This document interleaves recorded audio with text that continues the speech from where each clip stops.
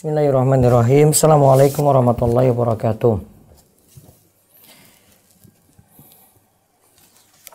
Innal hamdalillah nahmaduhu wa nasta'inuhu wa nastaghfiruh wa na'udzu billahi min syururi anfusina wa sayyiati a'malina. May yahdihillahu fala mudilla lahu wa may yudlil fala hadiyalah. Wa asyhadu an la ilaha illallah wahdahu la syarikalah wa asyhadu anna Muhammadan abduhu wa rasuluh. Allahumma shalli ala nabiyyina wa sayyidina Muhammad wa ala alihi wa man tabi'ahum bi ihsan ila yaumiddin. Allahumma inna nas'aluka ilman nafi'a wa rizqan thayyiba wa amalan mutaqabbala. Puji syukur kita panjatkan pada Allah. Selawat dan salam semoga tercurah pada Nabi besar kita Muhammad sallallahu alaihi wasallam. Pemirsa sekalian yang semoga senantiasa dirahmati dan diberkahi oleh Allah, pada kesempatan pagi ini kita bersyukur padanya, pada Allah Subhanahu wa taala yang telah memberikan kita nikmat, taufik, hidayah sehingga bisa memanfaatkan waktu pagi yang mudah-mudahan jadi penuh berkah bagi kita sekalian. Kita awali hari ini dengan pembahasan dari awal lagi tentang harta haram muamalat kontemporer dalam sekolah fikih muamalat dari dasar. Ini pertemuan pertama, harta haram yang pertama, 27 Zulhijjah 1441 Hijriah atau 17 Agustus 2020. Nah, kita akan mengawali dari halaman 27. Halaman 27 dicetakan ke 23 dari harta haram muamalat kontemporer. Yang memiliki cetakan yang lain tinggal menyesuaikan di bab pertama pendahuluan. Jadi hari ini kita bahas bab pendahuluan dari halaman 27 sampai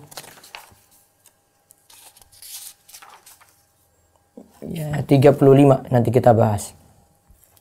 Halaman 27 sampai 35. Dan bahasan yang ada sudah saya sebutkan di grup Telegram. Ya, grup Telegram di pembahasan grup Telegramnya namanya Rumaisah Fikih Muamalat. Ada untuk ikhwan, ada untuk akhwat. Ya, silakan untuk bergabung di dua grup tersebut. Ya, pilih salah satu. Kalau ikhwan masuk di grup ikhwan, akhwat masuk di grup akhwat. Nanti saya akan sertakan linknya di live YouTube insyaallah. Atau bisa cari langsung, kalau punya aplikasi Telegram tinggal diinstal, terus cari, karena ini grup publik ya, Rumaisah Fikih Muamalat. Ya, tinggal nanti menyesuaikan ikhwan atau akhwat. Baik, kita masuk. Hari ini kita bahas definisi harta haram. Harta haram itu apa sih? Terus urgensi memahami harta haram. Ya, urgensi memahami harta haram. Sampai pada dampak harta haram. Ya, sampai pada dampak harta haram.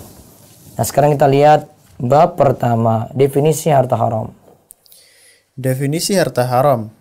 Yang dimaksud dengan harta haram yaitu setiap harta yang didapatkan dari jalan yang dilarang syariat. Ya, setiap harta yang didapatkan dari jalan yang dilarang syariat. Ya, jadi syariat itu menentang hal ini. Ya, syariat itu menentangnya.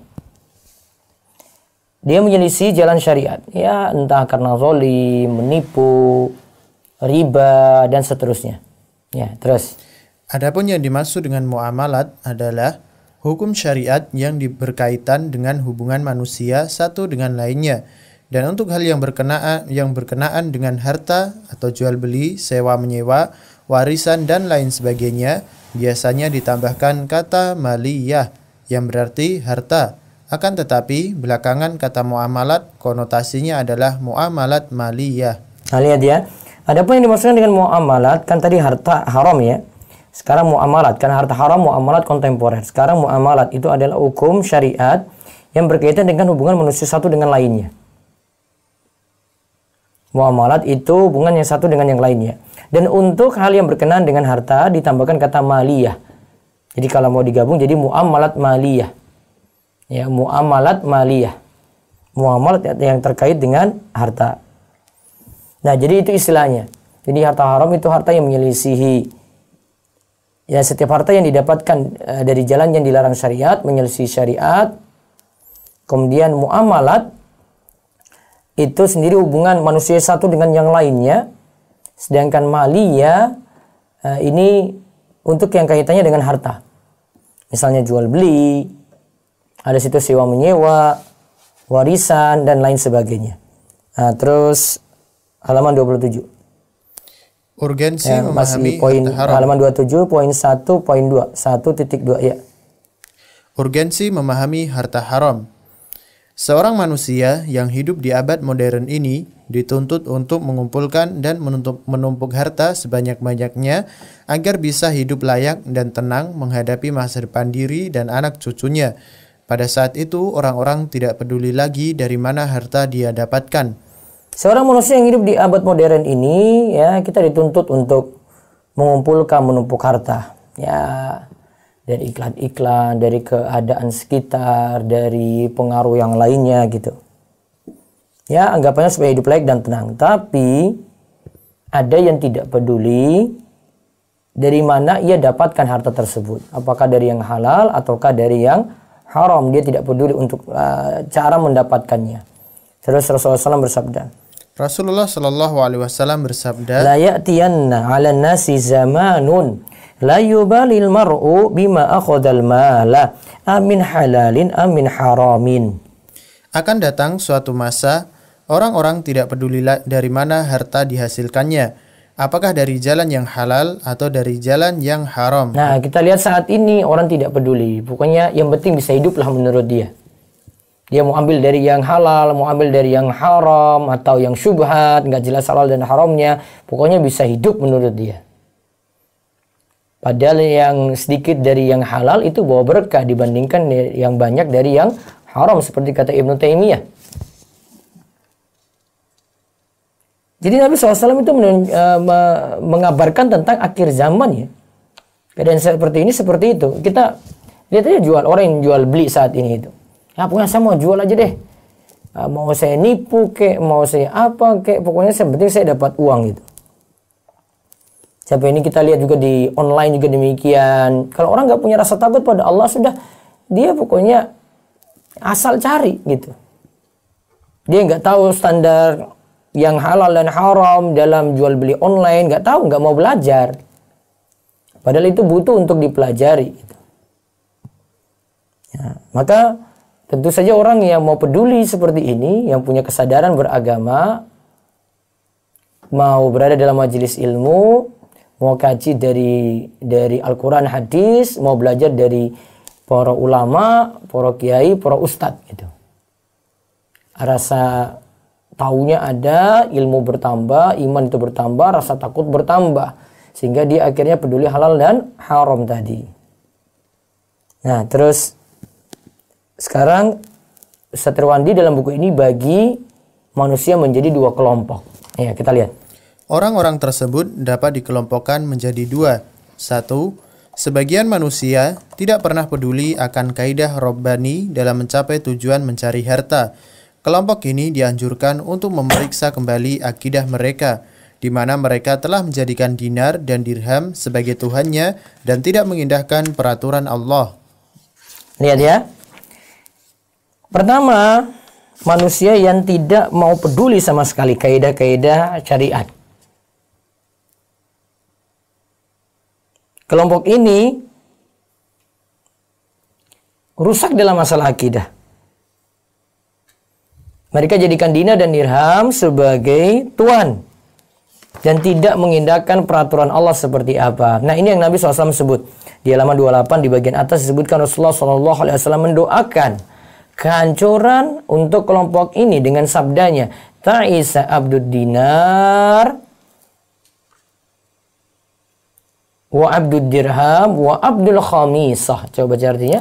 Celakalah hamba dinar, celakalah hamba dirham, celakalah hamba pakaian. Hadis riwayat Bukhari.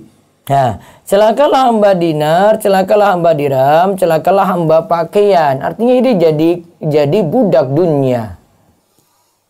Dia jadi budak dunia. Hadis ini diriwayatkan oleh Imam Bukhari dari sahabat Abu Hurairah radhiyallahu anhu. Ya, terus. Rasulullah Shallallahu Alaihi Wasallam adalah seorang yang dikabulkan doanya. Bila ia mendoakan kehancuran untuk para pemuja harta, niscaya kebinasaan akan menimpa mereka. Mereka bukan lagi hamba Allah yang patuh dan tunduk dengan perintahnya, karena tautan hati mereka terhadap harta menyamai bahkan melebihi hubungan mereka terhadap Allah. Bila berbenturan antara keuntungan niaga dengan syariat Allah, niscaya perintah Allah dikesampingkannya. Nah ya, mereka bukan lagi hamba Allah yang patuh dan tunduk dengan perintah Allah. Ya, karena mereka sudah menggambarkan diri tadi kepada dunia, cuma cari keuntungan saja, tidak lagi peduli pada syariat. Terus, mereka tidak meyakini rizki mereka berasal dari Allah. Mereka mengira bahwa pencapaian-pencapaian dunia mereka murni keahlian mereka berniaga. Mereka berujar seperti ucapan Qarun, qala innama utituhu ala ilmin indi. Qarun berkata, sesungguhnya aku hanya diberi harta itu karena ilmu yang ada padaku. Al-Qasas ayat 78. Nah, Qarun itu mengatakan, saya itu diberikan harta ini ya karena memang saya itu cerdas. Dia tidak katakan, oh Allah yang beri saya itu rizki, enggak. Dia katakan apa? Ya saya dapat ini ya memang karena saya layak dapat, ya saya ini orang pintar, orang cerdas, saya pintar manage harta, saya pintar dalam keuangan, saya pintar dalam manajemen, saya pintar dalam promo, saya pintar dalam marketing gitu. Iya itu sebab manusiawi, tapi jangan disadarkan pada diri kita dulu. Ingat Allah yang beri rizki, jangan jadi seperti Qarun. Maka nyatakan Allah yang beri rizki. Allah yang kasih kita karunia harta tadi. Nah, terus padahal Allah telah berfirman, Innal ladzina ta'buduna min dunillahi la yamlikuna lakum rizqa. Fabtagu indallahi rizqa wa'buduhu washkurulah. Al-Ankabut ayat 17. Kalau tadi Al-Qasas ayat 78. Ya, baca artinya. Sesungguhnya yang kamu sembah selain Allah itu tidak mampu memberikan rizki kepadamu. Maka mintalah rizki itu di sisi Allah dan sembahlah Dia dan bersyukurlah kepadanya. Lihat ya, manusia tidak bisa beri rizki. Kita bekerja pada seorang majikan, majikan ini meninggal dunia, ya sudah. Dia dapat rizki dari jalan lain, bukan dari majikan ini. Artinya bukan dia yang beri, seandainya dia itu mati, meninggal dunia, harusnya kan rizki berhenti, tapi kita masih hidup, masih bisa jalani kehidupan. Ya, kita masih bisa move on, kita masih bisa beralih ke pekerjaan yang lainnya. Tanda bahwasanya bukan dia yang beri rizki, Allah yang beri rizki, Allah yang jamin rizki kita.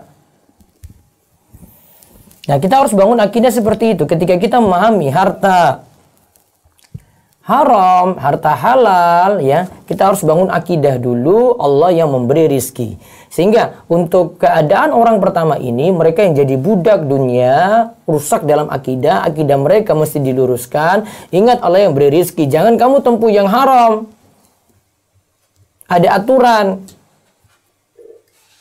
Kalau mau bersabar untuk yang halal, insya Allah rizki itu datang. Ya. Kalau mau bersabar pada yang halal, insya Allah rizki itu datang. Cuma kita saja yang kadang tidak mau sabar untuk itu. Nah, terus lihat bagian kedua. Sekarang hamba Allah yang kedua. Ini lagi jelaskan dua keadaan ya manusia. Ini sekarang kita masuk manusia jenis kedua. Baca. Sebagian lagi, orang-orang yang masih memiliki dhamir atau hati yang peka, akan tetapi karena mereka sedari kecil tidak pernah mengerti dan mempelajari ketentuan Allah tentang muamalat. Kelompok ini mau tidak mau akan melanggar syariat Allah saat mengumpulkan harta karena ketidaktahuannya. Nah, sebagian lagi itu adalah orang-orang yang masih hatinya itu masih bersih. Kalau diberitahu, ya, itu masih bisa sadar. Cuma ilmu belum datang barangkali ya. Mungkin kebanyakan kita keadaannya seperti yang kedua ini. Kita kadang itu belum tahu, kebanyakan kita tuh belum tahu, ternyata ini haram. Masalahnya kita sudah berusaha enggak untuk cari tahu, kita belajar gitu. Masalahnya di situ. Kita sudah berusaha enggak untuk cari tahu. Kalau kita sudah berusaha cari tahu, terus dapat ilmu yang terbatas, ternyata selama ini kita itu taunya itu halal, padahal kenyataannya itu haram berdasarkan dalil, ya sudah, kita belajar lagi, kita perbaiki. Namun yang masalah ada orang yang tidak mau cari tahu, nggak mau belajar, nggak mau duduk dalam majelis ilmu. Itu yang problem luar biasa. Ada majelis samping rumahnya, ada masjid itu tiap hari membahas kajian-kajian ilmiah. Untuk dia juga bertanya bisa, nggak pernah dihadiri. Dia tahunya masjid cuma untuk sholat 5 waktu saja. Datang, sudah pulang gitu ya, sudah datang lagi, pulang lagi. Ada yang seperti itu. Ya mudah-mudahan kita masuk golongan yang kedua ini. Asalnya belum tahu. Maka dituntut kita banyak belajar. Banyak kaji ilmu. Ya. Terus sekarang lihat perkataan Ali bin Abi Thalib. Saya baca perkataannya ya. Mereka adalah orang yang dimaksud oleh Ali bin Abi Thalib radhiyallahu anhu. Ya, manit tajara qabla yatafaqqa fid din faqad irtatama fi riba summa irtatama. Barang siapa yang melakukan perniagaan sebelum mempelajari fikih muamalat, dia akan terjerumus ke dalam riba. Dia akan terjerumus dan terjerumus. Nah, siapa yang melakukan perniagaan sebelum mempelajari fikih muamalat, gak tahu masalah jual beli, gak tahu hukum terkait jual beli, padahal dia jualan di pasar atau minimal dia beli. Dia bisa jadi penjual ya. Kita ini bisa masuk pasar nih, bisa jadi penjual, bisa jadi kita yang beli, konsumen kita ini. Terutama untuk penjual di sini kata Ali, hati-hati kamu nggak belajar, akan terjerumus ke dalam riba, akan terjerumus dan akan terjerumus. Itu menunjukkan bahayanya. Jadi kesimpulannya, manusia ada 2 macam.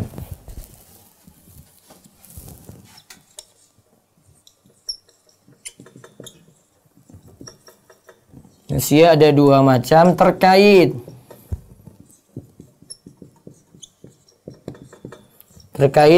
kepedulian atau peduli pada halal dan haram.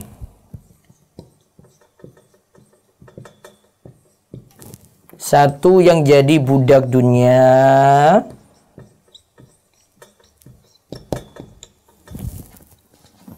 satu yang jadi budak dunia ya. Budak dunia ini akidahnya rusak.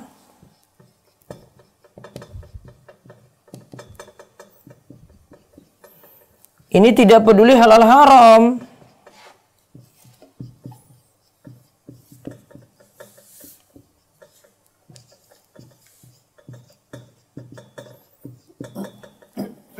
Nah, lalu yang kedua ini orang yang belum tahu.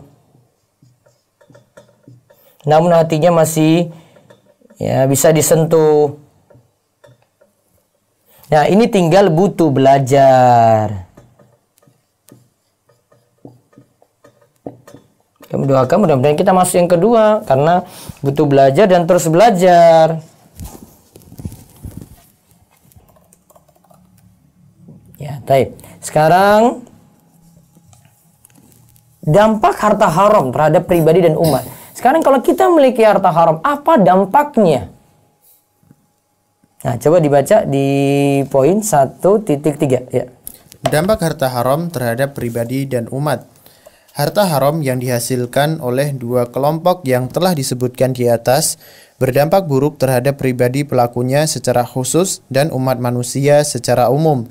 Dampak buruk tersebut dapat dijelaskan dalam poin-poin berikut. Nah, sekarang kita bahas poin-poin dampak harta haram. Baca pertama. Memakan harta haram adalah perbuatan mendurhakai Allah dan mengikuti langkah syaitan. Allah berfirman, Nah, ya ayuhan nasu kulu mimma fil ardi halalan thayyiba wala tattabi khutuwati syaitan innahu lakum aduwwum mubin. Hai sekalian manusia, makanlah yang halal lagi baik dari apa yang terdapat di bumi, dan janganlah kamu mengikuti langkah-langkah syaitan, karena sesungguhnya syaitan itu adalah musuh yang nyata bagimu. Al-Baqarah 168.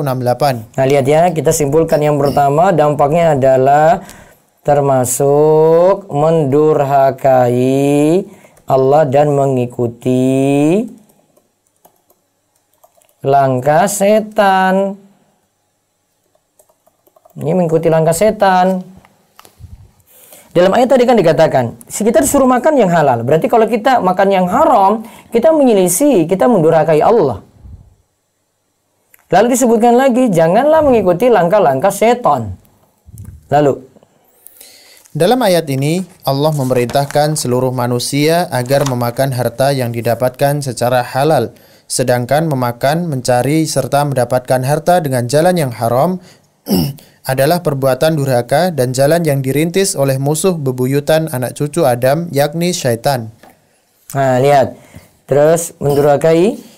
Mendurhakai Allah, berbuat dosa, merusak diri setiap insan, merusak jasmani, rohani, dan akal fikiran. Imam Syafi'i bersyair, Syakautu ila waqi su'a hifzi fa'arsyadani ila tarkil ma'asi wa qala i'lam bi annal ilma nurun wa nurullahi la yuhdali 'asi. Aku mengadu kepada Waqi buruknya hafalanku.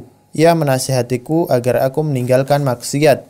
Ia menerangkan kepadaku bahwa ilmu adalah cahaya dan cahaya Allah tidak akan menerangi pelaku maksiat. Jadi kalau orang makan yang haram tidak mendapatkan cahaya Allah, ilmu susah masuk, kebaikan susah datang. Itu akibatnya.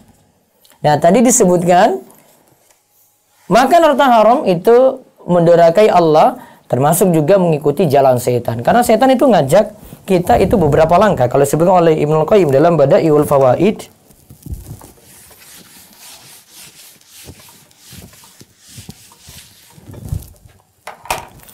ada 6 langkah setan menyesatkan manusia.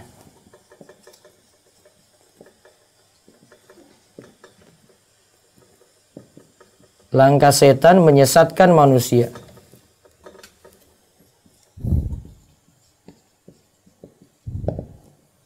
Satu, setan ajak dulu ke perbuatan syirik. Syirik besar maupun syirik kecil. Ya. Jika setan berhasil, dia dapat jabatan tertinggi. Jika setan berhasil, dia dapat jabatan tertinggi dalam dunia setan, gitu. Yang kedua, setan akan mengajak, ini sebelum dosa besar ya, setan akan mengajak kepada bid'ah. Ya, setan akan mengajak pada bid'ah, amalan yang tidak ada tuntunan.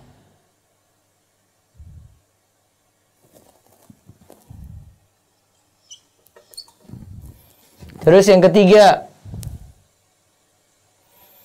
jika tidak berhasil mengajak pada bid'ah, setan baru mengajak di sini pada dosa besar. Berzina, membunuh, makan riba. Baru langkah ke sini. Kalau dosa besar nggak mau, maka setan akan ngajak pada dosa kecil. Yang keempat tuh dosa kecil. Ya. Jika ini tidak berhasil lagi, dosa kecil tidak berhasil, maka setan itu akan mengajak pada hal-hal yang tidak manfaat.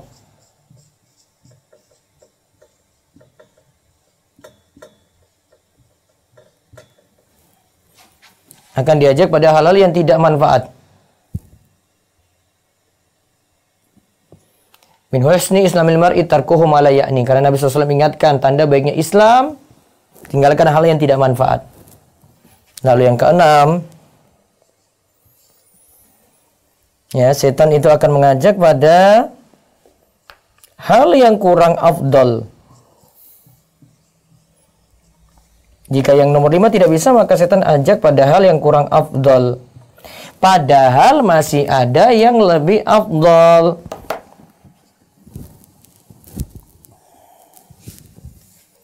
Mungkin simpel, setan ngajak, ini kayak pagi kayak gini dia bingung nih. Ini mau baca Quran dari setengah 6 sampai jam 7 atau ikuti majelis ilmu. Padahal dia bisa atur. Ya, ini ada majelis ilmu nih bertepatan. Nah, kalau dia pintar ngatur strategi, manage amal, dia akan pilih majelis ilmu. Karena Al-Quran dia bisa baca nanti setelah itu. Nah, itu namanya memanage waktu, memanage amal. Jadi itu langkah-langkah setan ya. Ingat sekali lagi, langkah setan dalam menyesatkan manusia ada 6 langkah. Artinya kalau kita sebut langkah berarti satu langkah tidak berhasil, setan beralih kepada langkah yang lainnya. Satu tadi apa? Syirik. Yang kedua, bid'ah. Yang ketiga, dosa besar. Yang keempat, dosa kecil. Yang kelima, ya, setan itu akan ngajak pada hal-hal yang tidak manfaat. Dia lebih banyak main game, lihat status, bukan tujuan untuk belajar, begitu. Hal-hal yang tidak manfaat itu dia gemari. Weekend lebih sibuk untuk jalan-jalan, lebih sibuk untuk foya-foya gitu, dibandingkan dia mau memperbaiki diri karena banyak majelis ilmu, misalnya di akhir pekan itu belajar pada guru-guru. Nah, lalu yang keenam itu dia diajak pada hal yang kurang afdal.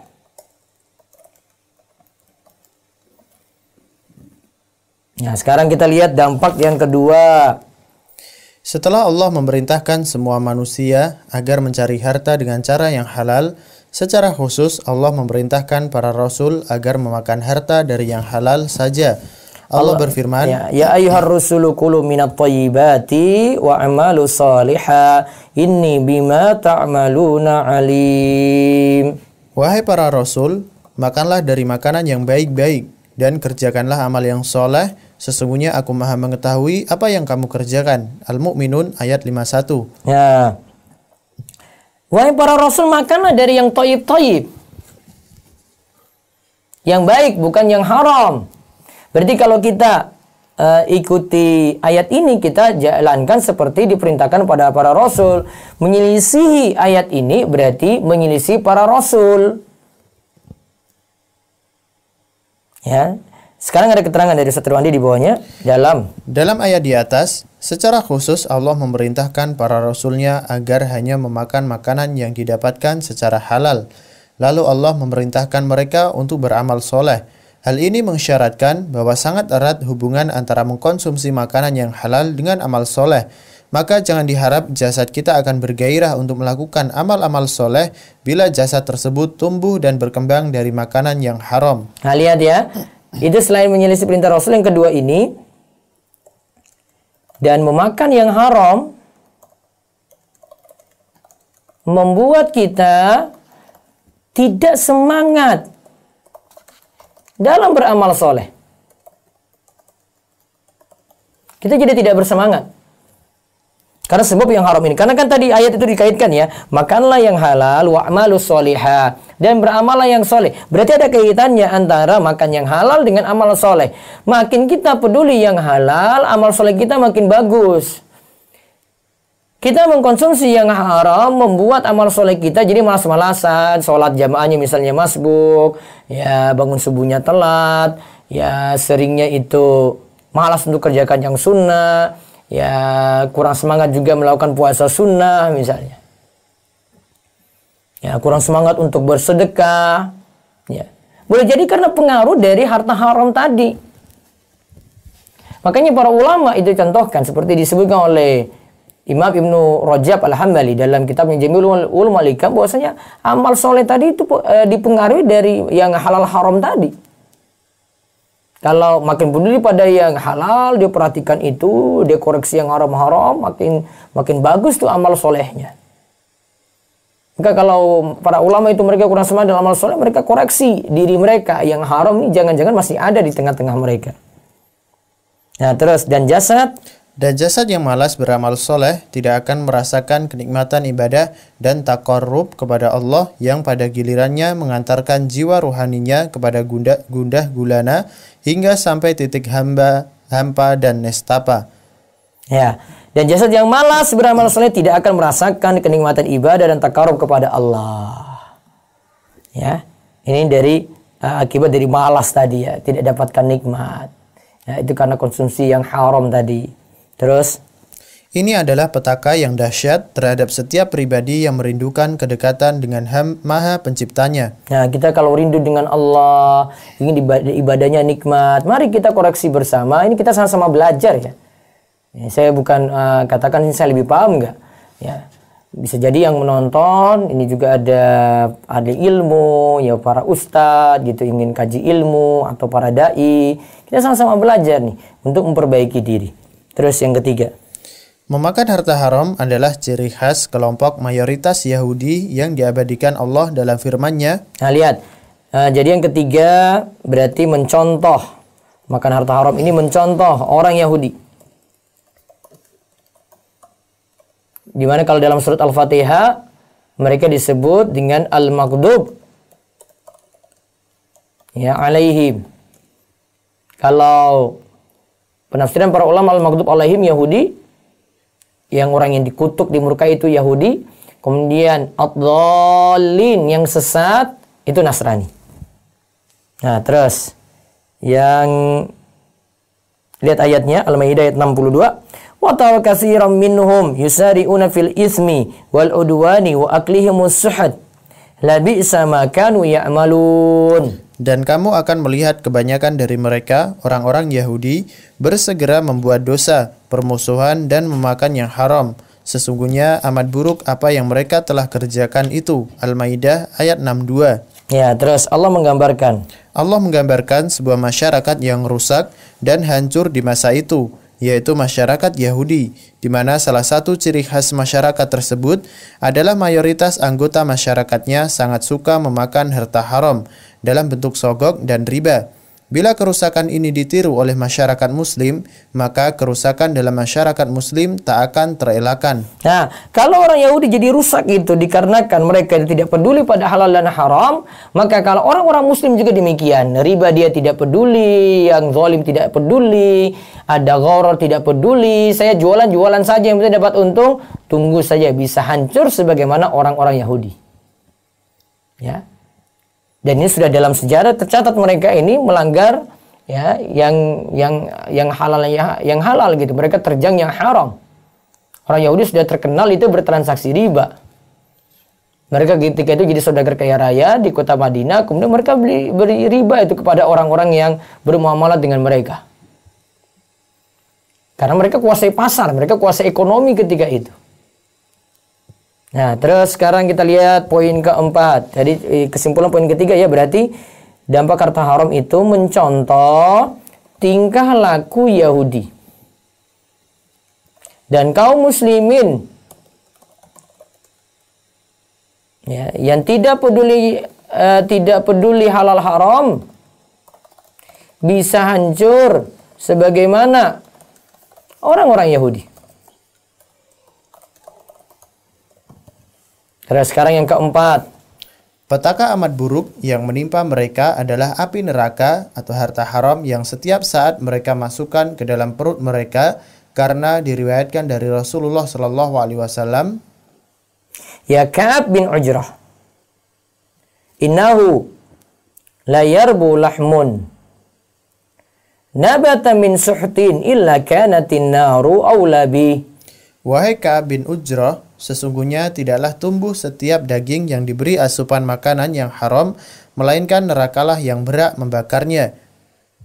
Lihat ya, tumbuh dari yang haram. Coba lihat ancaman ini di bawah. Ancaman ini amat menakutkan orang yang yakin akan kebenaran sabda Nabi Shallallahu Alaihi Wasallam. Tentu dia tidak akan berani mengambil sekecil apapun harta haram. Tentu dia tidak akan tega membawa secuil pun harta haram pulang ke rumahnya, lalu menyuapkannya ke mulut istri dan anak-anaknya, karena hakikatnya adalah api neraka yang diberikannya kepada mereka. Nah, berarti di sini setiap ya daging itu dalam tubuh kita ya, yang tumbuh dari yang haram, neraka lebih pantas untuknya.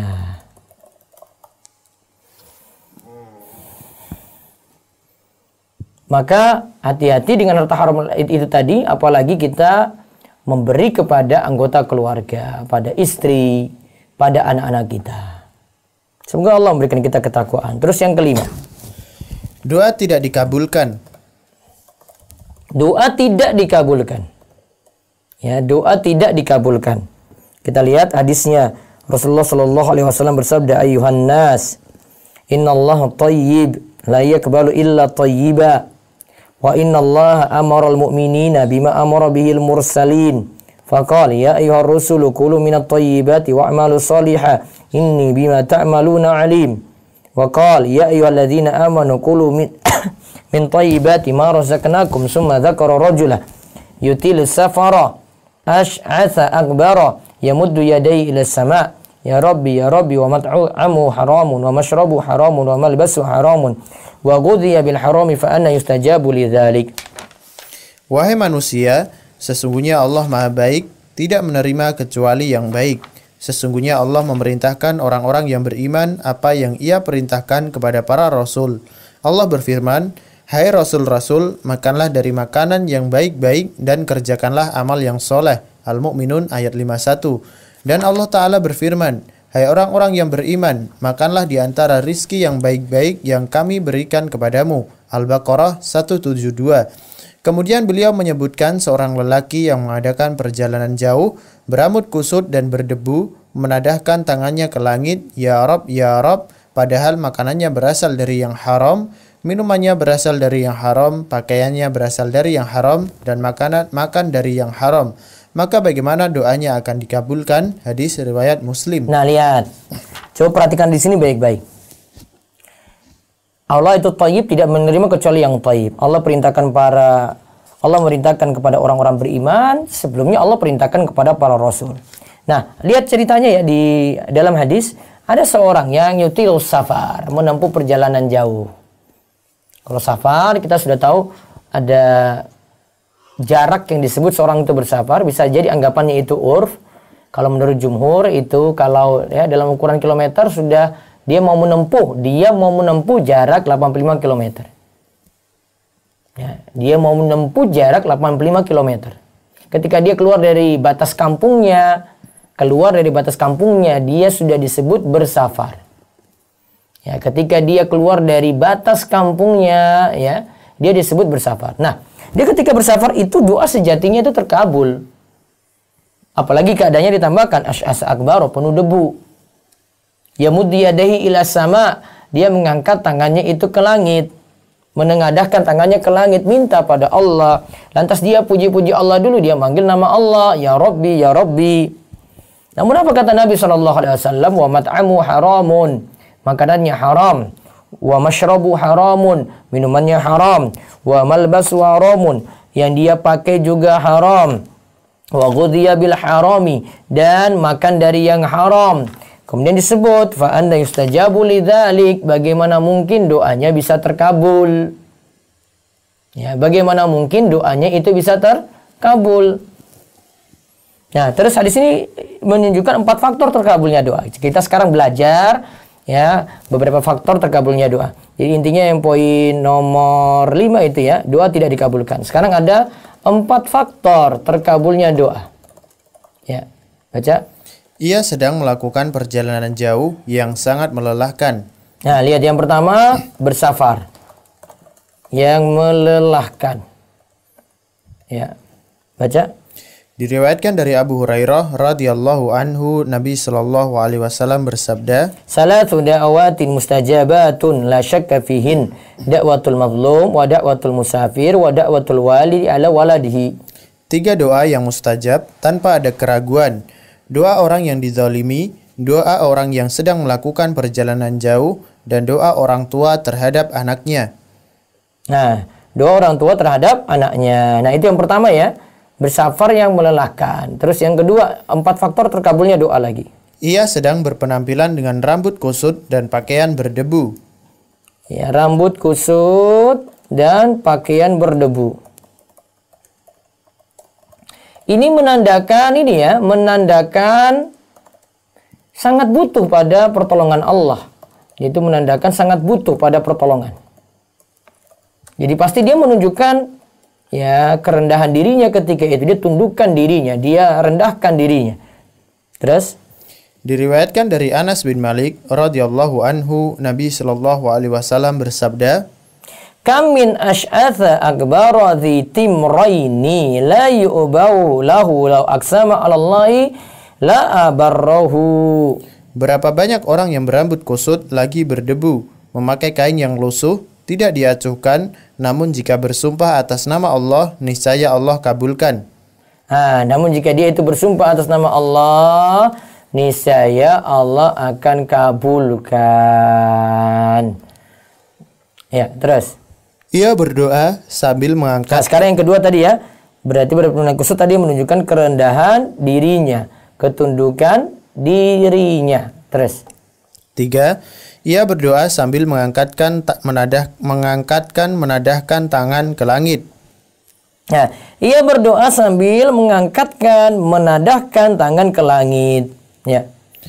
Diriwayatkan dari Salman Al-Farisi radhiyallahu anhu, Nabi bersabda, Ya, Nabi SAW bersabda, Inna rabbakum tabaraka wa ta'ala hayyun karimun yastahyi min abdihi idza rafa yadayhi ilaihi ayyaruddahuma sifran. sesungguhnya Rabb kalian tabaraka wa ta'ala maha malu dan maha dermawan. Dia malu terhadap hambanya yang menadahkan tangan kepadanya, lalu tangan itu kembali turun hampa, tidak dikabulkan doanya. Nah, Allah tidak mungkin kembalikan tangan kita ketika kita berdoa dalam keadaan hampa. Pasti Allah itu akan mudahkan untuk mengabulkan doa kita. Tidak buat tangan kita jadi kosong begitu saja. Nah, terus yang keempat sekarang faktor terkabulnya doa. 4. Ia berdoa berulang kali menyebut nama Allah, Ya Rabb, Ya Rabb. Nah, berarti untuk terkabulnya doa menyebut nama Allah. Ya, kita bisa sebut nama Allah, ya Allahumma, atau ya Rabbi, atau dengan Asmaul Husna yang lainnya, ya Rahman. Namun kalau dengan Asmaul Husna yang lainnya sesuaikan dengan isi doa, ya Ghafur, berarti dia lagi minta ampun pada Allah. Ya Rahman, berarti dia minta kasih sayang dari Allah, ya.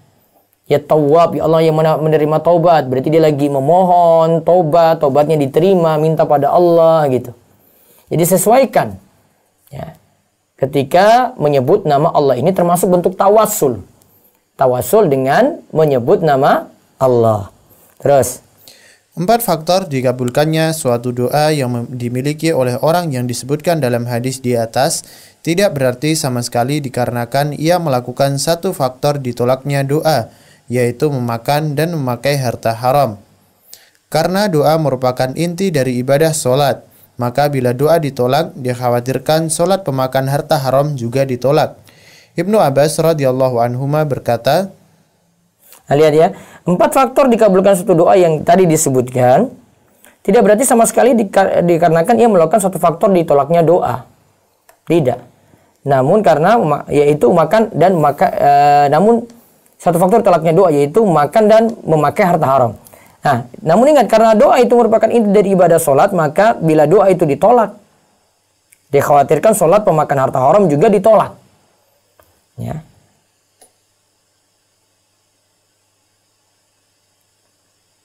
Jadi 4 tadi kan disebutkan. Jadi kenapa doanya tidak terkabul? Bukan karena 4 ini, namun ada faktor lain, yaitu apa? Makan yang haram tadi.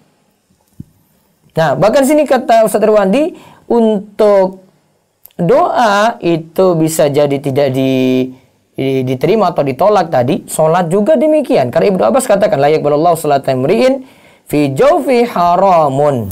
Allah tidak menerima sholat seorang yang di dalam perutnya ada makanan haram. Nah, Allah tidak menerima sholat seorang yang di dalam perutnya ada yang haram. Bisa jadi juga sholatnya. Terus. Selain dikhawatirkan sholatnya tidak diterima, amal ibadah pokok yang lain juga tidak diterima. Sedekah dan zakatnya tidak diterima.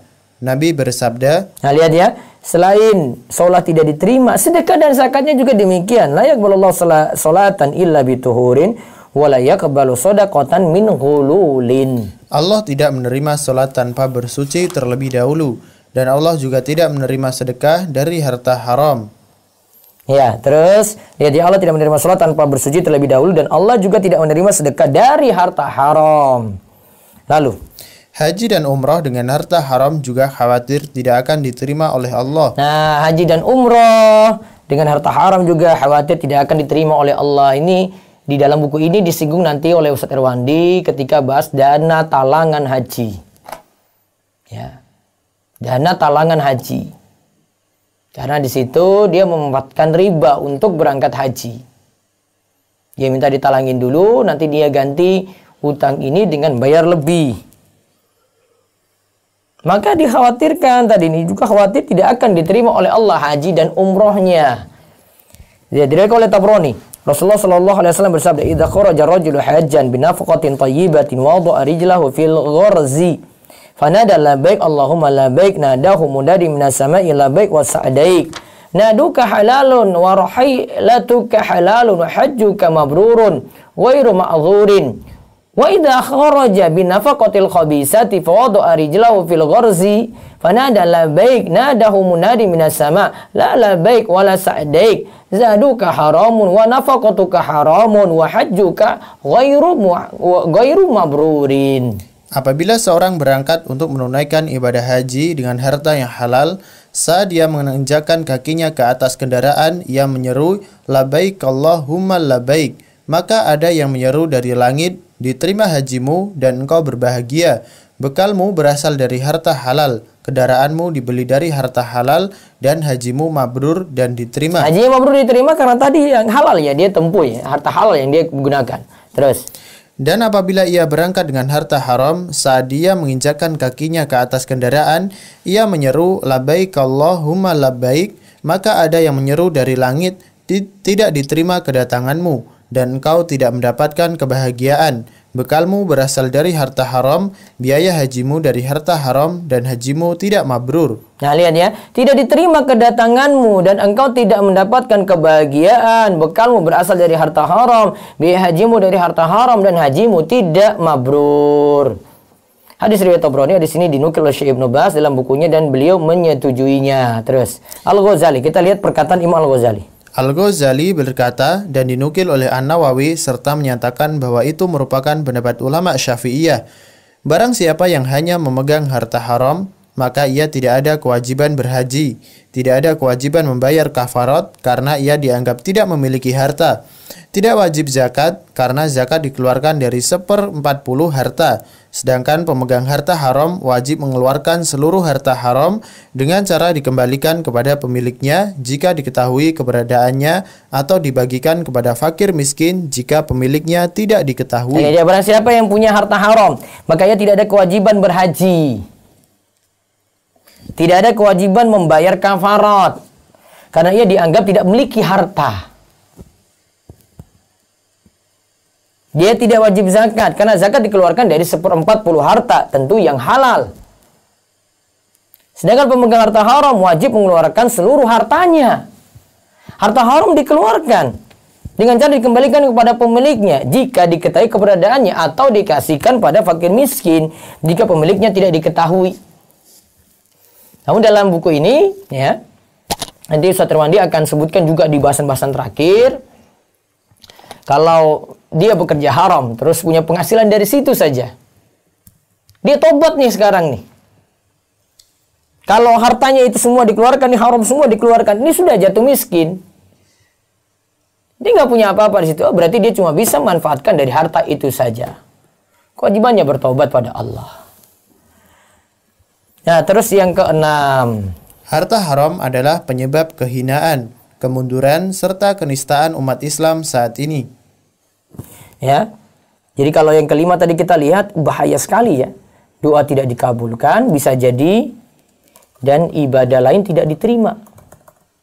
Ibadah lain tidak diterima. Tadi sudah disebutkan sholat, zakat, sedekah, haji, dan umroh. Ya. Terus sekarang kita lihat yang keenam. Harta haram adalah penyebab kehinaan, kemunduran, serta kenistaan umat Islam saat ini. Mereka akan terus mundur ya, jika terus mempelajari, jika terus mengkonsumsi yang haram atau masih memiliki harta haram. Rasulullah sallallahu alaihi wasallam bersabda, "Idza tabayatum bil aina wa akhadhtum asnabal baqari wa raditum bi zar'i wa taraktumul jihad, salatallahu alaikum dzullan la yanzi'u hatta tarji'u ila dinikum.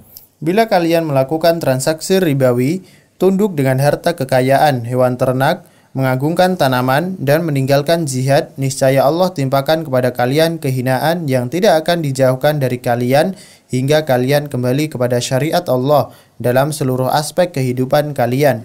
Nah, hadis riwayat Abu Daud disahihkan oleh Al-Albani. Lihat, jika kalian itu melakukan transaksi ainah. Ainah itu apa? Nah, nanti ada pembahasannya di pembahasan riba ya. Ainah. Ini si A jual motor pada si B. Jual motor ya. Dia kasih kredit. Kredit kalau bayar 25 kali angsuran jadi 25 juta. Ya. 25 juta. Taruhlah 3 tahun. Tapi baru berjalan 1 tahun, si B ini jual lagi motor ke si A, namun si A mau beli dengan harga 20 juta saja. Kalau di sini kredit, kalau di sini cash. Sehingga ini sejatinya trik. Ya, sejatinya trik. Si A itu ingin dapat 25 juta dengan meminjamkan uang 20 juta. 20 juta ingin balik 25 juta. Jadi dia minta B-nya ngangsur terus, kan ini sudah dikasih cash kan, tapi ini kan masih punya utang, dia bayar terus sampai 25 juta tadi. Ini namanya trik riba. Ya, ini namanya trik riba. Itu disebut ainah. Dan jumhur ulama selain mazhab Syafi'i ya, itu mengharamkan jual beli ainah ini. Dan ini dalam jual beli modern juga ada. Jadi dia hanya muter-muter saja, akhirnya sebenarnya ujung-ujungnya itu riba. Wa akhadhtum asnabal baqar. Dan kalian itu mengambil ekor sapi alias sibuk dengan ternak. Waraditum bizar'i, dan kalian ridho dengan pertanian alias sibuk dengan bertani. Sehingga apa? Wa taraktumul jihad, kalian tinggalkan jihad. Jihad ada 2 macam. Ada jihad dengan senjata, ada jihad dengan ilmu. Ini seperti kata Imam Ibnul Qayyim, jihad dengan ilmu, jihad dengan senjata.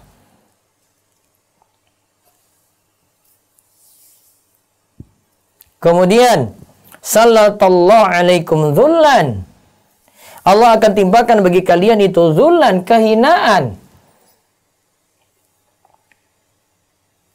La yanzi'uhu hatta tarji'u ila dinikum. Itu tidak akan, kehinaan ini, dzullan ini, kehinaan ini tidak akan dilepaskan dari kalian.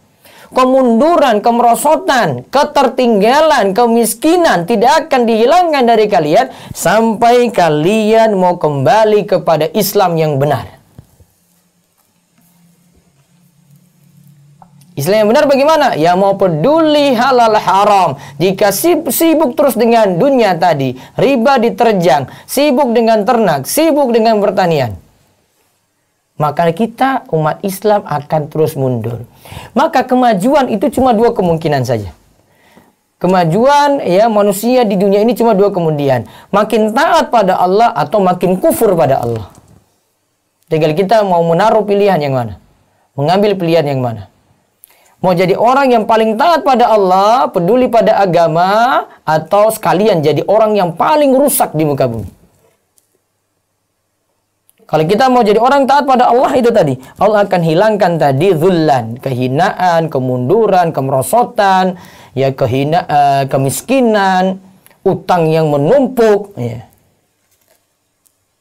Kalau mau sadar agama, kalau tidak mau sadar agama, tetap hina, tetap rendah, tetap susah, tetap sengsara, dan seterusnya. Terus dalam hadis di atas Nabi SAW, Dalam hadis di atas, Nabi Shallallahu Alaihi Wasallam menjelaskan penyebab kehinaan yang mendera umat Islam saat ini. Di antaranya transaksi haram yang mereka lakukan dalam bentuk riba.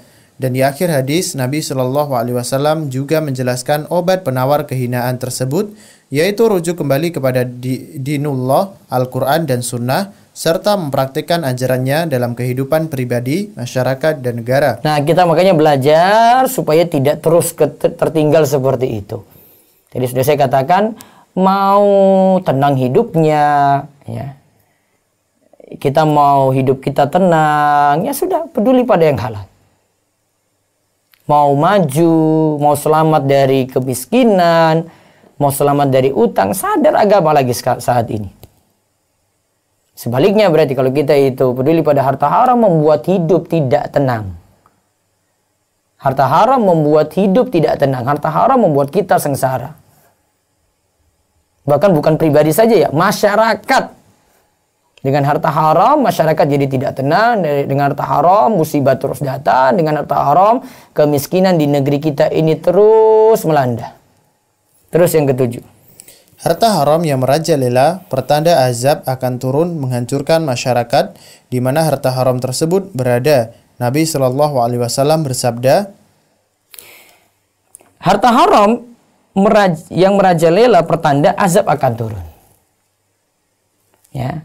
Nabi SAW bersabda, "Idza zahara zina war riba fi qaryatin faqad ahalu bi anfusihim adzaballah." Apabila perzinaan dan riba merajalela di sebuah kampung, sungguh mereka telah mengundang azab untuk menimpa mereka. Hadis riwayat Al-Hakim menurut Al-Albani bahwa derajat hadis ini hasan li ghairihi. Lihat, karena zina merajalela. Anak-anak muda mau nikah, hamili dulu si perempuan pasangannya. Hamil di luar nikah kita banyak temukan saat ini. Dan orang tidak punya rasa malu lagi. Bahkan sampai orang-orang terkenal pun ngaku pernah selingkuh, ngaku pernah berzina dulu. Kemudian riba di mana-mana. Apa-apa mau tempuh pokoknya saya kredit gitu. Mau dapat rumah, sudahlah saya KPR saja. Mau dapat motor, sudahlah saya kredit motor saja. Sudah nggak peduli pada halal haram, pokoknya mau dapat saja rumah, mau dapat saja motor seperti itu. Ingat, ini makin merajalela di mana-mana seperti itu. Fi qaryatin, di suatu negeri, suatu kampung, itu sama saja mereka sebenarnya meminta Allah untuk menimpakan musibah, alias mereka ya tunggu saja nanti datang musibah besar, azab besar di situ. Itu yang rata-rata kita lihat ya. Di kampung-kampung, di negeri muslim, di negeri kita juga. Coba lihat kalau musibah itu datang. Coba lihat latar belakangnya itu bukan karena kejadian alam semata. Angin ribut datang. Itu bukan hanya kejadian angin. Pasti ada sebab. Rumah bisa terbakar saja ada sebabnya gitu. Ada kesalahan kan. Ada yang terbakar. Ada apa. Pasti juga angin ribut datang. Pasti ada sebabnya. Sebabnya di sini ya karena dosa. Terus maka jangan ditanya apa penyebab datangnya bencana silih berganti menimpa negara pemakan harta haram.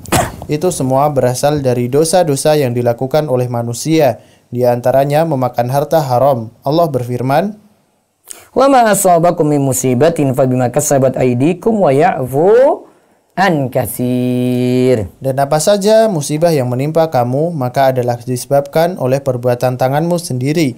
Dan Allah memaafkan sebagian besar dari kesalahan-kesalahanmu. Asy-Syura ayat 30. Ya, berarti tadi yang keenam ya. Harta haram menyebabkan kita hina, mundur, terbelakang. Yang miskin ya tetap miskin. Yang ketujuh, harta haram menyebabkan musibah dan azab itu datang. Wallahu a'lam. Ini jadi muqaddimah dan besok juga masih muqaddimah sebenarnya. Kenapa kita mesti belajar halal haram? Terutama yang mau terjun ke dunia bisnis, muamalat, ayo belajar. Ada tanah dia mau jual, ada tanah dia mau kembangkan untuk bisnis. Ayo belajar dulu. Dia punya modal, dia mau jadi reseller, Ya, mau beli barang orang kemudian dia jual, ayo belajar. Nah, besok kita akan lihat kenapa kita mesti belajar. Ya, kenapa kita mesti belajar dan manfaatnya itu apa? Kita mengetahui halal dan haram tadi. Dan setelah itu baru kita lihat sumber harta haram itu ada juga. Ada 3 sebab utama. Lalu kita akan lihat lagi tentang zalim.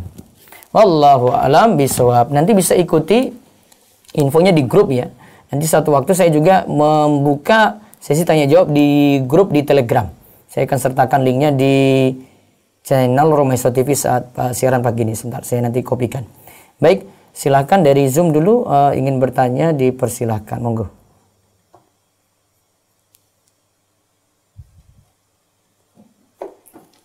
Baik Ustadz, silahkan yang mau bertanya. Sudah ada Ummu Muhammad. Ummu Muhammad, silahkan dibuka mic-nya.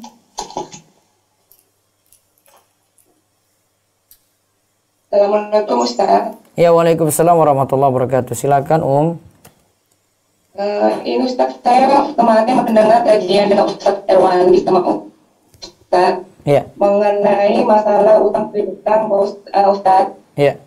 Kalau di situ saya menangkap kaidahnya jika ada orang yang berutang kepada kita dan terjadi hiperinflasi di atas 70%. Ya. Berarti itu kita bisa mengikat dengan logam mulia Ustaz ya? Enggak, bukan itu pembahasannya. Pembahasannya ada 2 ya kalau di dalam buku ini ya. Itu kemarin beliau itu singgung kalau misalnya ibu pingin nilai itu stabil ya. Artinya ibu kalau pinjamkan rupiah kan nanti jatuh. Iya kan? Pinjamkan rupiah kan nanti jatuh. Tapi kalau mau aman, ibu kasih emas saja. Pinjamkan emas. Jadi misalnya dia butuh uang 1 juta. Ibu bilang, saya nggak mau kasih rupiah, saya takut nanti ini inflasi besar, nanti rupiah jatuh 1 juta nggak ada ini nilainya berkurang. Sudah saya kasih kamu emas saja. Ini emas 1 gram. Terus kembalikan lagi dengan emas 1 gram. Aman itu. Itu maksud penjelasan beliau kemarin. Gitu. Karena gini juga Ustaz, saya pernah dengar beliau juga di Roja, katanya kalau umpamanya inflasi sampai 70%, di atas 70% atau sampai 100% itu kita bisa minta itu dalam bentuk logam mulia. Jadi saya masih mengambang Ustaz ya. Jadi itu bagaimana? Itu karena karena pernah saya beliau di Roja TV pun pernah begitu Ustaz. Iya, itu terjadi ketika pertama inflasi besar. 1 juta tadi yang kita pinjamkan itu akhirnya tidak punya nilai sama sekali.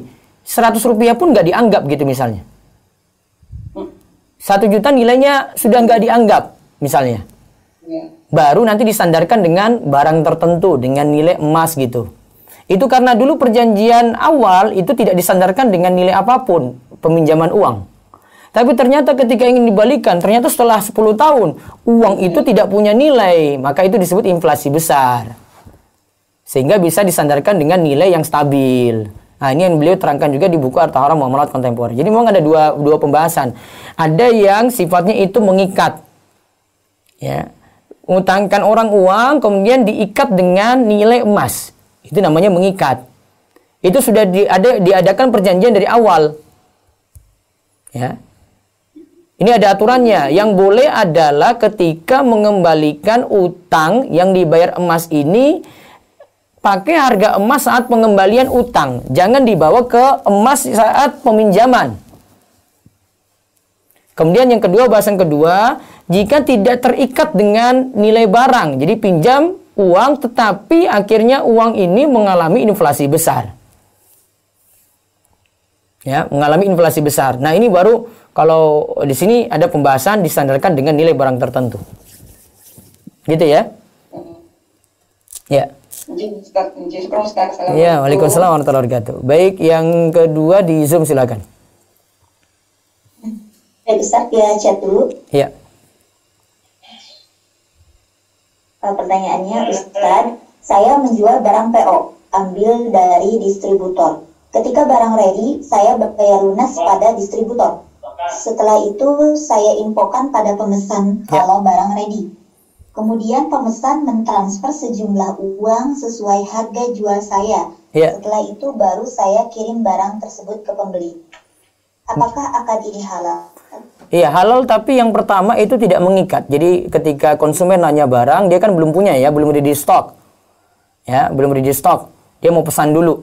Maka dia bilang, saya siap, saya nanti carikan dulu ya, tidak boleh bayar dulu ya, saya carikan barangnya dulu karena barangnya ini belum ready nih. Nah, dia carikan, barang sudah ada, dia hubungi lagi si pembeli.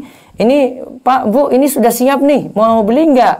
Kalau jadi beli, alhamdulillah. Nah, terus dia suruh transfer, baru kirim. Nah, itu artinya barang sudah ada, itu jual barang yang sudah dimiliki, tidak masalah di situ. Yang jadi masalah itu kalau barang belum dimiliki, terus dia sudah mengikat di depan, suruh transfer, berarti nanti jual utang, nanti barang belum ada juga kan, utang juga, berarti tertunda dengan tertunda, kali bil kali. Ya, itu yang tidak boleh. Gitu ya. Satu lagi, baru saya beralih ke telepon, monggo.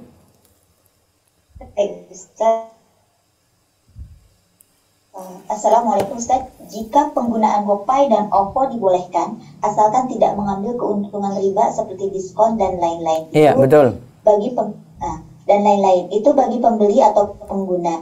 Nah, yang saya masih tanda tanya, bagaimana kalau posisi kita sebagai penjual? Boleh. Banyak pembeli yang... Kemarin saya tanyakan Ustaz Irwandi, boleh. Kemarin saya tanyakan ke Ustaz Irwandi, boleh. Jadi penjual juga boleh. Ya.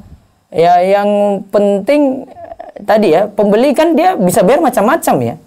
Bisa bayar cash langsung, bisa bayar pakai GoPay kalau itu nggak masa promo. Tapi yang waspada memang si pembeli, bukan si penjual.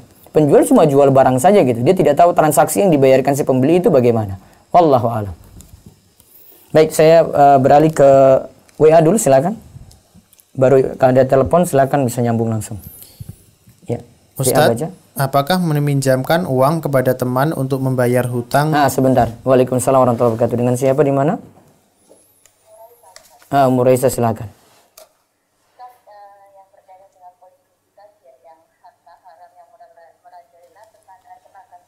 Iya. Iya. Afan ya, tetangga anak kan depan rumah persis ini Ustadz. Iya. Dia punya anak perempuan itu akhwat. Iya. Jadi kerjanya itu nggak tahu kerjanya apa. Cuman kan dia berangkat itu setelah asar itu dijemput sama pacarnya itu. Terus nanti pulang itu kadang dia menjelang subuh gitu loh Ustadz. Dan anak tuh sering mempergoki mereka itu karena kan anak lihat tuh dari atas ya. Dia mereka itu di bawah gitu kan. Itu seperti layaknya gimana sih ya, kalau dilihat itu sudah nggak pantas gitu. Apalagi status mereka itu kan bukan suami istri. Terus habis itu dia menginaplah di rumahnya si Ahmad itu dengan izin ibunya. Itu gimana Ustadz? Saya harus gimana gitu loh. Mungkin ibu tapi cuma bisa lapor. Nggak bisa berbuat apa-apa gitu Ustadz. Kalau di masyarakat kita itu masih punya ini ya, aturan di Pak RT itu masih bisa bertindak. Jadi ibu lapor aja ke Pak RT. Nah, masalahnya ini juga kan yang di sini yang bersangkutan yang beliau ibu ini kan memang menentang banget masalah sunnah gitu ya Ustadz ya.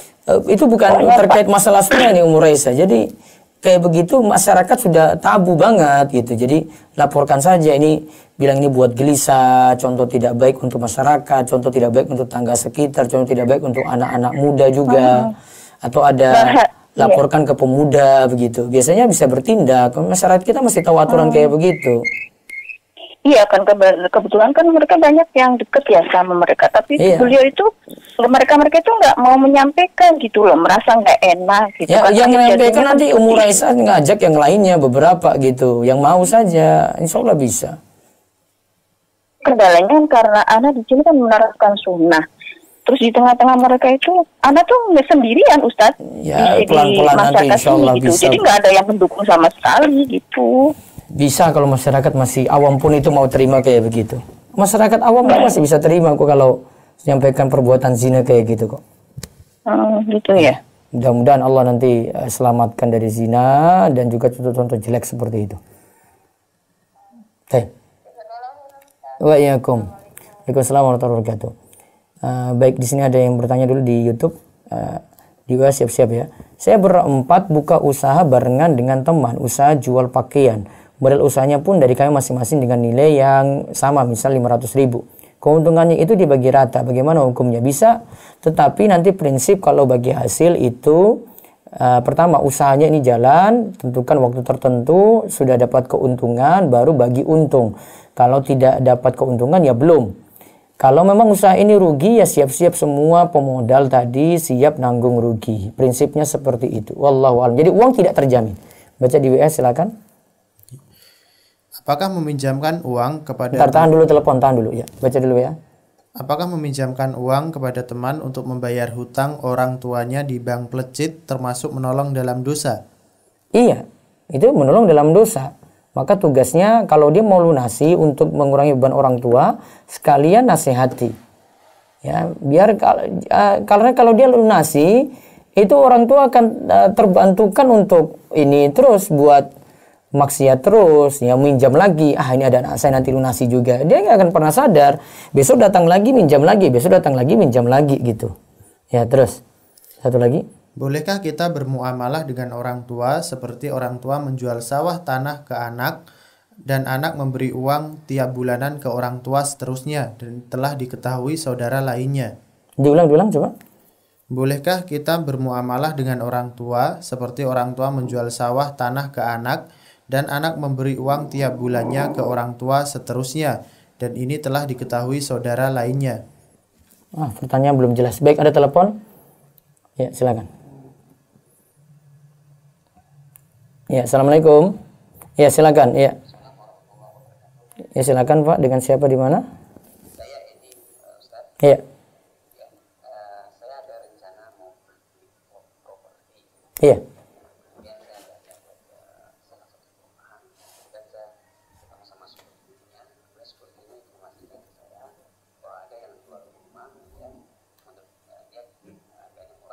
Iya. Kemudian dia kasih nomor telepon orang. Dia bilang saya Pak langsung hubungi saja orangnya. Iya. Dia kasih nomor handphone saya. Kemudian saya telah komunikasi dengan orang tersebut. Setelah komunikasi, saya baru tahu bahwa ternyata orang tersebut bukan pemilik rumah gitu, tetapi orang dari bank gitu kan. Nah kemudian. Ya terus rumah ini berarti lelang mungkin ya? Enggak, saya tanya ke dia, apakah rumah ini rumah sitaan? Sitaan bang, bukan, dia bilang bukan rumah sitaan, tetapi dia bantu untuk menjual ke rumah tersebut sampai si pemilik si pemilik rumah bisa menyelesaikan permasalahannya dengan bank. Yeah. Nah, pertanyaan saya, bagaimana hukumnya kalau saya membeli rumah tersebut melalui orang bank tersebut, ya? Dan bagaimana juga kalau saya beli rumah tersebut langsung ke pemiliknya? Meskipun mungkin saya nggak tahu informasinya harga rumahnya di bawah harga dia pada saat dia beli waktu itu gitu ya. Mungkin yang bisa dilakukan pertama cari kejelasan rumah tadi dulu tentang izin-izinnya pertama, terus keadaan lingkungan sekitar, gitu. Terus yang kedua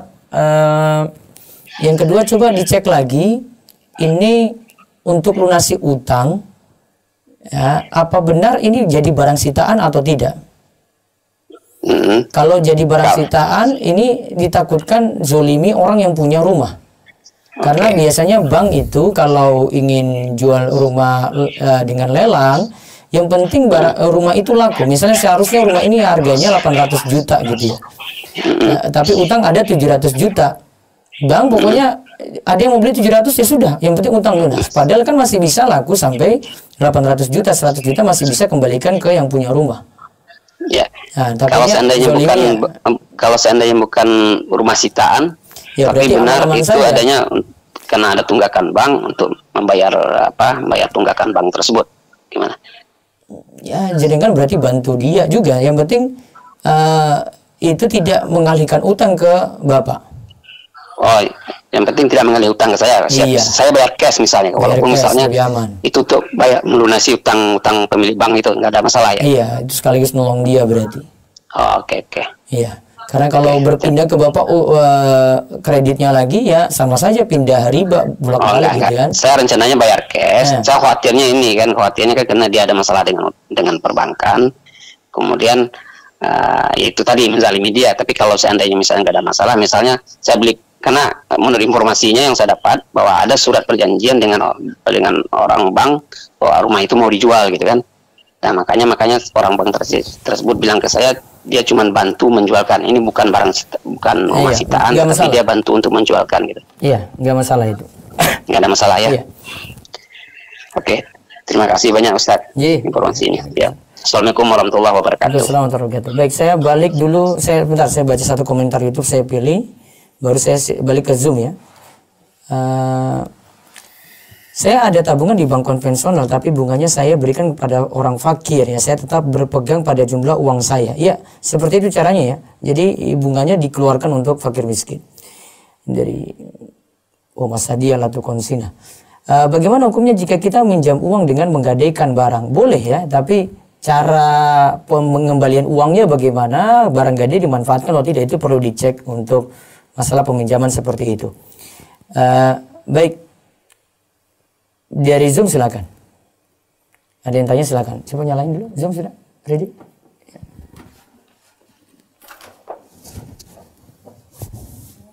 Baik, Assalamualaikum warahmatullahi wabarakatuh.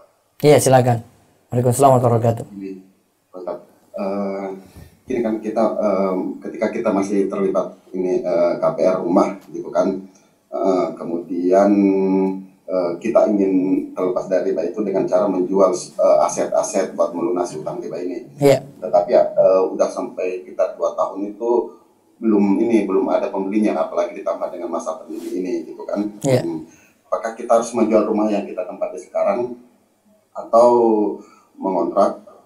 kemudian mengontrak atau bersabar hingga terjualnya aset tersebut gitu, untuk melunasi utangnya ini gitu Pak Ustaz? Lebih cepat lebih baik. Berarti kalau cara paling cepat adalah jual rumah tadi, nah itu paling aman tuh. Ya, itu paling aman untuk selamat dari riba. Namun solusinya kalau orang terlilit ya, ini pernah saya diskusikan dengan yang pakar keuangan Pak Aryo, bisa lihat videonya di channel Rumesa TV. Yang jelas kalau dia mau lunasi, satu, tetap lunasi sampai lunas, sampai pokok lunas. Ya, sampai pokok lunas itu dulu. Itu kewajiban dia. Terus yang kedua, tidak boleh ngemplang. Artinya tidak boleh kabur dari utang. Yang ketiga, nah ini kalau ada kendala tidak bisa lunasi, nah baru dia negosiasi. Ya, negosiasi pada pihak bank atau leasing misalnya, kalau dia punya masalah dengan leasing, negosiasi biar utang tersebut bisa ya turun bunganya, kalau tidak ya sudah dianggap lunas, yang penting tadi sudah lunas pokoknya. Pokoknya tetap cuma lunas. Iya. Negonya ini pokoknya tetap cuma bunganya yang mungkin gitu. Itu ya lobbynya di situ. Ya. Oke, ya. Baik, itu aja Pak Ustadz. Ya, baik, satu lagi dari Zoom sebelum saya beralih lagi. Pagi ini terlalu sempit pertanyaannya, monggo.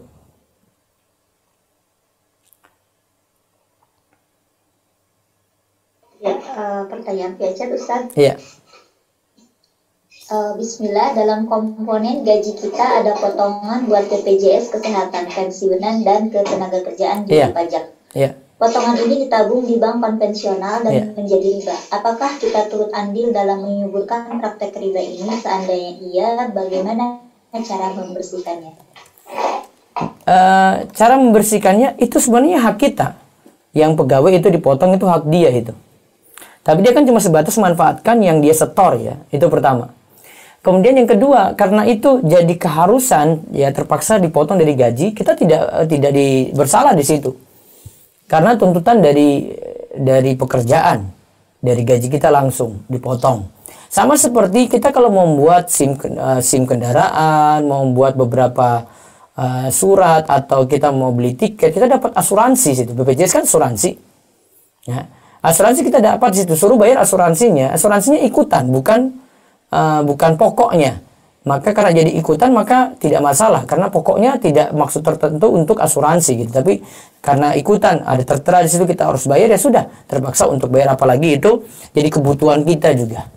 Ya, jadi tidak jadi berdosa karena kita tidak nanggung masalah ini. Wallahu a'lam. Baik, terakhir dari WA silakan.